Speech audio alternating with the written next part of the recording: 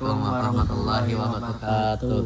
Perkenalkan, kami dari kelompok FL yang beranggotakan saya Lutfi. Saya Fajar Al-Fatih Mustafa.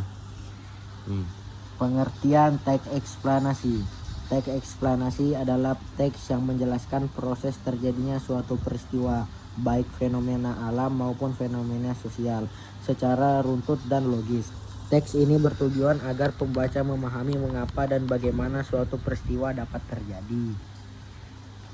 Kedua, struktur teks eksplanasi. Struktur teks eksplanasi terdiri dari 3 bagian utama. 1. Pernyataan umum atau pendahuluan, deretan penjelasan atau urutan sebab akibat, dan terakhir interpretasi atau kesimpulan. Yang ketiga, ciri-cirinya. Ciri-ciri teks eksplanasi adalah faktual atau berdasarkan fakta, bersifat ilmiah, informatif atau memberi informasi tanpa mempengaruhi.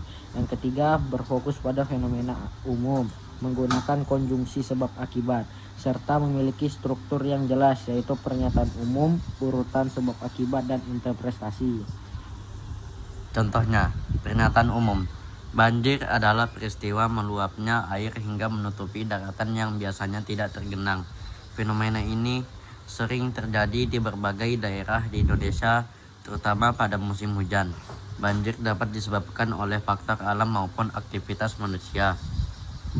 Deretan penjelas. Saat hujan turun dengan intensitas tinggi dan berlangsung lama, tanah akan mengalami kejenuhan sehingga tidak mampu menyerap air lagi. Air hujan yang berlebih kemudian mengalir ke sungai.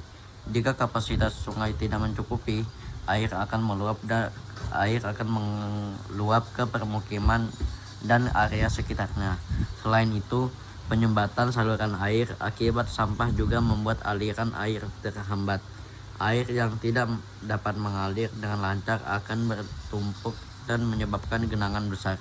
Di daerah perkotaan, banyaknya permukaan beton membuat air sulit meresap ke tanah sehingga risiko banjir semakin meningkat. Penutup atau interpretasi.